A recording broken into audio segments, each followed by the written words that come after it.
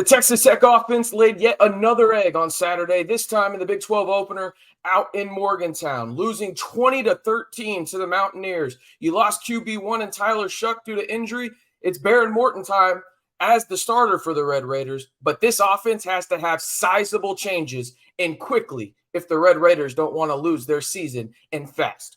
Hey, how's it going, everybody? I'm RC Maxfield here for the Back to 12 podcast. If you haven't already, simply like the video if you want more Texas Tech videos here on the channel. It's completely free. We're giving you game previews, breakdowns, instant reaction, and so much more. So join the largest Texas Tech community here on YouTube and hit that subscribe button. Listen, before we get anything started and we go into any kind of analysis, we have to do this. Type TS12 down in the comments to show some support to Tyler Shuck. Listen, we've been critical of him on the field, but listen, this guy's an absolute warrior when it comes down to it. He's had arguably the worst injury luck I've seen from the quarterback at Texas Tech in my time watching the Red Raiders and maybe just college football in general. 2 collarbones, and now it's being reported that he broke his fibula. Just type TS12 down there to show some support to the dude. Just unbelievably bad luck for him in terms of the injury front, and we hope that Tyler gets well soon.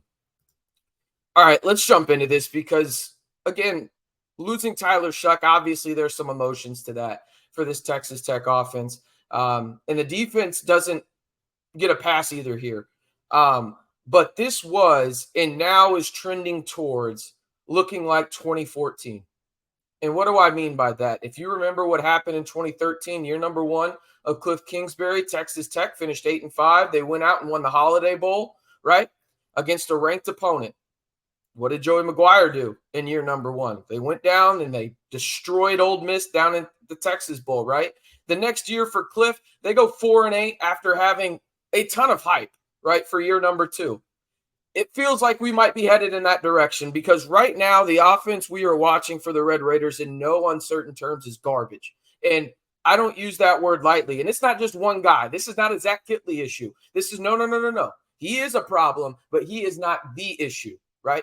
There are multiple issues that correlate towards this problem, okay? And the offensive line, one of the units that we talked about as being one of the best for the Red Raiders is simply not. It is bad. It is truthfully just bad, okay? Multiple of those guys just got absolutely warped by West Virginia. And it's not just West Virginia game that's really bringing on this onslaught from me, okay? Against Tarleton State, you got beat as well. Your offense didn't look good, okay? You may have scored 41 points, but damn it, you should have put up 70, right?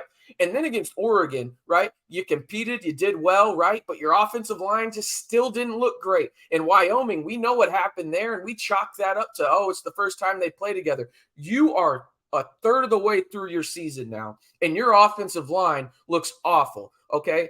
I'm going to just put it bluntly. Every position on the offensive side of the football should have a competition this week. Period. End of story. The only 2 that maybe you shouldn't discuss is Bradley and Brooks. And I guess quarterback is in there now, right? But those are the only 3 positions that shouldn't be up for grabs. Everything else up for grabs, damn it. Every week for the rest of the season, I don't want to hear it, right? This offense was supposed to be highly touted. We heard about these 50 burgers. 50 burgers, just get me to 20, damn it. Just get me to 20. We're talking about West Virginia, the team that was picked last in the Big 12. You were the dark horse, the darling, the hyped-up darling this offseason, Texas Tech, and you have laid a complete egg week after week after week against meaningful competition. Something has to change. This is a coaching issue. The coaches have to be better. They are making no adjustments whatsoever. We talk about the brand, right? They talk about the brand. Where is it? The most hardworking, disciplined team in America. You're not disciplined. You're not, right? And this is where we transition to the defense. The defense gave up four third down penalties to continue West Virginia drives. They actually played well except for those boneheaded mistakes. What are we doing? This is week after week after week we are seeing this. There's got to be some changes here, right? In terms of how they're going about things week to week, or really just putting everybody's job in terms of the players up for grabs every week. Hey, this is a competition every week. You have to earn it. Simple and plain. That's kind of where I feel like we have to go at this point for Texas Tech because I am sick and tired of watching the same thing unfold over and over and over again offensively, and I get it. Lyle brought up a good point yesterday on the Twitter Spaces. If you don't follow me on Twitter, do so, because I go live right after the game and get everybody's thoughts. It's really a Texas Tech therapy session when it comes down to it. He brought up a good point. You don't think Kitley knew that this offense was going to struggle like this and has been trying to make adjustments here and there? Right? Yeah, I do.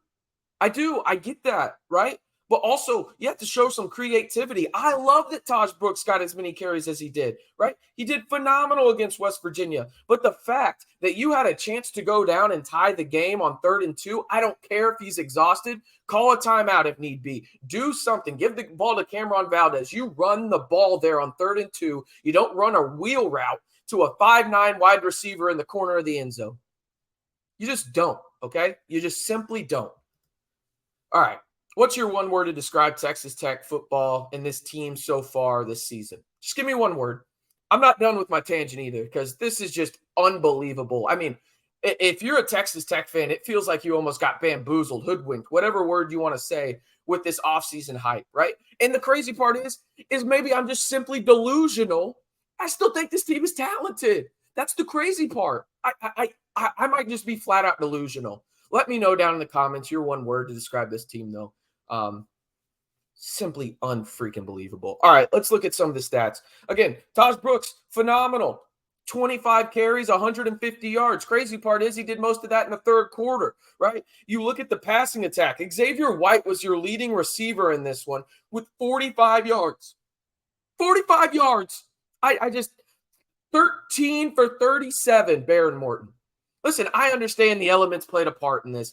I understand coming into a game where your leader in Tyler Shutt gets hurt. You don't know what's going on. There's an emotional aspect to that. I truly understand it. But 13 for 37?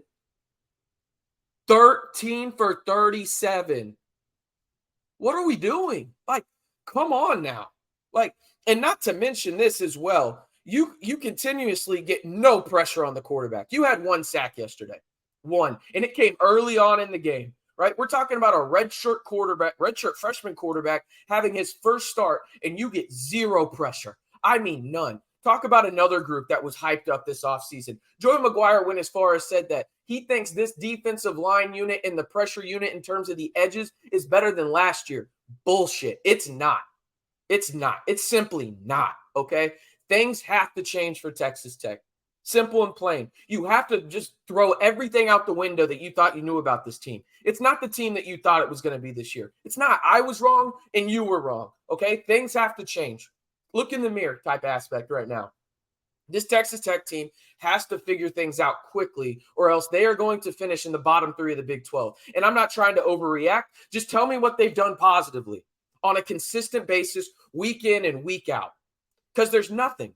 There's nothing. You see glimpses of it. You see glimpses of this team where they look like they can beat anybody in the Big 12, i.e., look what they did against Oregon for a stretch, right? And then they turned the ball over. Then they had bad penalties, right? They just continuously to shoot themselves in the foot weekly, and not just one time, not just twice, not just 3 times. It feels like it's a handful of times that they do it. Right? And at the end of the day, they don't have that margin for error. Are they a talented team? Again, call me crazy. I think they are. But they don't have the margin for error people thought they did. And this experienced bunch has to prove that they are actually talented enough to compete at a high level in the Big 12. And right now, I think that's a gigantic question mark, especially with the coaching concerns in terms of the offense, some other things going on defensively in terms of just what are we doing defensively when it comes down to these penalties? It's happening weekly. And then I just don't understand. Again, I haven't even brought up the craziest stat. 2 for 18 on 3rd down. 2 for 18, people. 2 for 18. Just, it's inexcusable at this point. And you're more than a quarter of the way through the season. You're a third of the way through the season. I get it. You're on QB2 now as your QB1, but people wanted this. And I'm hoping Tyler Shuck is okay, right? Like, I hope that he gets healthy. We're all hoping for that. But he's not coming back this year, people. He broke his fibula. He's not coming back. This is the Baron Morton show now. You got no other safety net now.